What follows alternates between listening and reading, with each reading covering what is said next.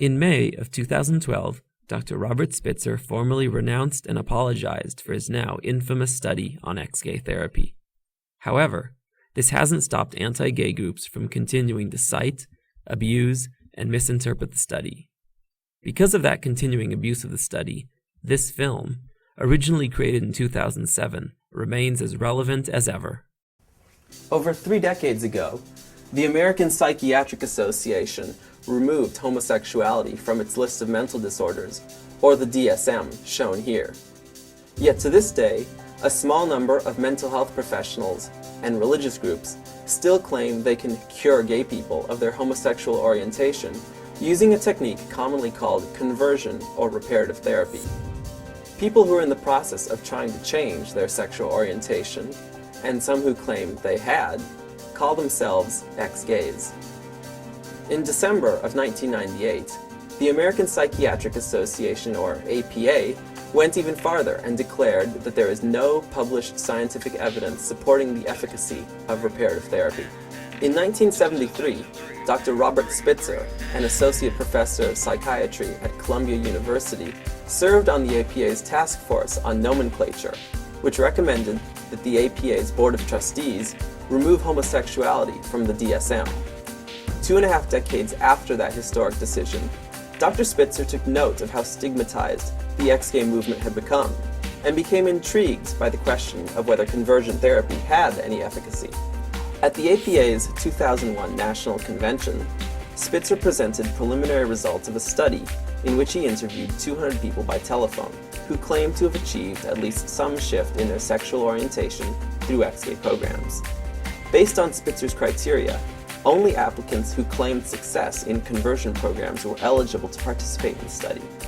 However, Spitzer himself admitted such cases were extremely rare. Writing in the Wall Street Journal, he said, "I suspect the vast majority of gay people would be unable to alter by much a firmly established homosexual orientation." Despite worrisome methodological flaws, because of its politically charged subject matter, Spitzer's study made national headlines. News coverage quickly turned away from discussing the study's validity and focused instead on its political implications, giving the anti-gay activists a platform from which they could declare that being gay was not a valid way of life, as homosexuality could now be cured. Ex-Gay Watch presents The Spitzer Study, Methodological Flaws and Abuse in Anti-Gay Politics. Let's start by looking at exactly who participated in the study. All of this information you're about to see comes right out of the study itself, and to his credit, Spitzer has been very straightforward about his study's limitations. Where did Spitzer find his study participants?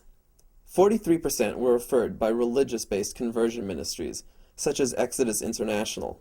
23% were referred by an association of conversion therapists called NARTH. 34% were referred by other therapists, counselors, or by other people who had participated in the study. As for religious affiliation, 81% were Protestant, 8% Catholic, 7% Mormon, and 3% Jewish. In other words, 96% were Christian. 95% of the participants were Caucasian, and would look very similar to the people in this group photo used by Exodus International in their brochures.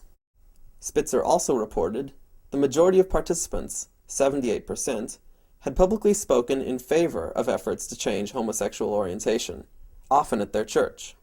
Also, 19% of the participants were mental health professionals or directors of ex-gay ministries. Among that 19% of study participants was a paid professional ex-gay, Exodus president Alan Chambers. Alan Chambers, who at times claims there are thousands of ex-gays, and at other times hundreds of thousands. In 2006, the White House invited this same Alan Chambers, along with James Dobson, to a press conference where President Bush announced his support of a constitutional amendment banning gay marriage. Another Spitzer study participant was Randy Thomas, Exodus's membership director, who regularly serves as its political lobbyist. The Spitzer study would not be published in a peer-reviewed journal until 2003, when it appeared in the Archives of Sexual Behavior. The archives also published 26 commentaries on Spitzer's study by a range of experts. Here's some of what they had to say. Spitzer selected a unique group of subjects who were decidedly invested in demonstrating the possibility and benefits of reparative therapy. This one fatal flaw seriously diminishes the internal and external validity of his study, and necessarily precludes the very conclusions Spitzer offered. Simply locating people who claim to have changed does not provide convincing data. It would be possible to locate people who claim and sincerely believe any number of phenomena that are not easily verifiable empirically, and about which many professionals are skeptical. A phenomena that is not easily verifiable empirically, and about which many professionals are skeptical, like, let's say, the Loch Ness Monster. Picture, if you will, an imaginary researcher. I'll call him Dr. Spitzer. And one day, Dr. Spitzer set out to do a scientific study on the Loch Ness Monster. For that study, the doctor interviewed only people who believe Nessie exists and claim to have seen him. Not only that, but almost a quarter of the people Dr. Spitzer interviewed worked at the local tourism bureau. And of course, everyone loves a good story about Nessie, so lots of newspapers reported on the story, even if it wasn't very accurate or reliable. I think you get my point. Another worrisome aspect of Spitzer's study was his method for gathering data, which consisted of a mere 45-minute telephone interview with each participant. Participants who were married also completed a short written survey sent by mail.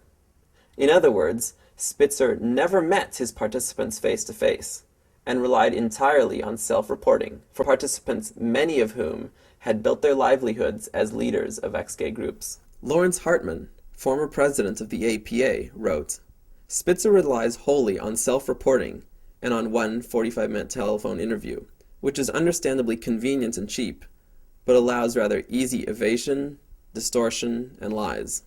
Wayne Besson, gay activist, author of Anything But Straight, Unmasking the Scandals and Lies Behind the Exgay Myth, wrote in his book, Despite our insistence, Spitzer elected not to use physical evidence to corroborate the exgay testimonies. I asked him why he had refused to use either a polygraph or penile plethysmograph on his subjects. According to Spitzer, there was no way he could get his subjects to submit to such tests. It never seemed to dawn on Spitzer that these individuals were doggedly avoiding these truth-detecting instruments because they weren't telling the truth. We've established how unreliable the Spitzer study is.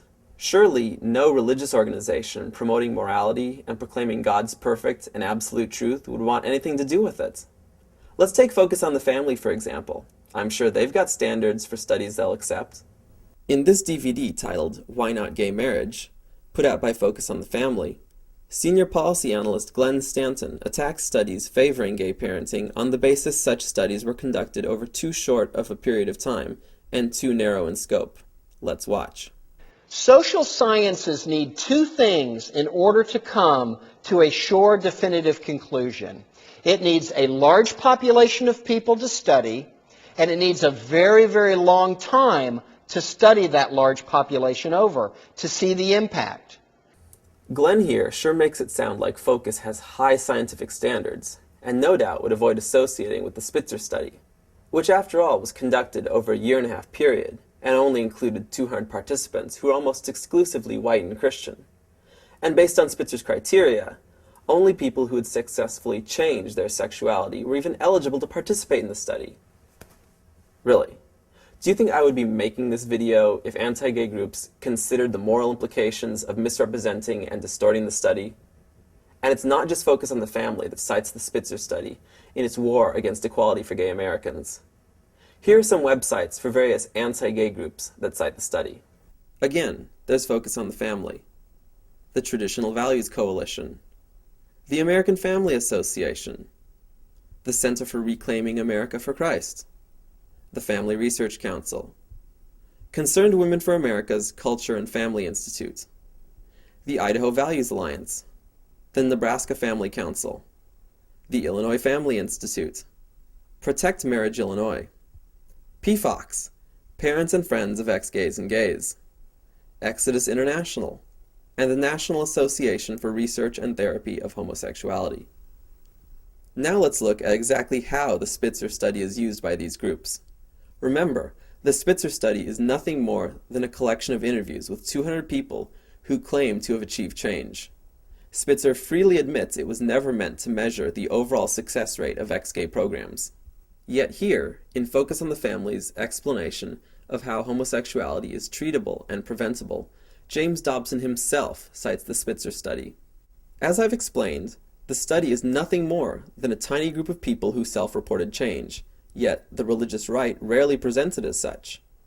Rather, these anti-gay groups are applying those expectations of change on all gay people who they claim, quote, can be set free. The Spitzer study is being cited in opposition to the Employment Non-Discrimination Act, a law that would protect gay Americans from being fired from their jobs just for being gay. And most recently, it's being used in campaigns for state constitutional amendments banning gay marriage. How in the world did we get from a telephone interview of 200 people to passing anti-gay constitutional amendments? What does Spitzer himself think of his study being used for political oppression? Let's do a quick review, and then we'll see what he has to say. Spitzer released his study, which despite some serious flaws, was immediately picked up by the media because of its politically charged subject matter. The vast majority of people who took the study were referred by their former therapist, and almost a quarter were ex-gay for pay, including some political lobbyists. Spitzer could have used the lie detector, but instead only used the phone. Despite its flaws, a slew of anti-gay organizations have used the study in their war on the civil rights of gay people, all, I should add, against the will of Robert Spitzer. Here's what Spitzer had to say for himself in the Wall Street Journal. My study concluded with an important caveat, that it should not be used to justify a denial of civil rights to homosexuals, or as support for coercive treatment. I did not conclude that all gays should try to change, or even that they would be better off if they did. However, to my horror, some of the media reported the study as an attempt to show that homosexuality is a choice, and that substantial change is possible for any homosexual who decides to make the effort. Everything you see and hear these days is remixed and edited, filtered through some kind of software, and then sent back out to the world, you know.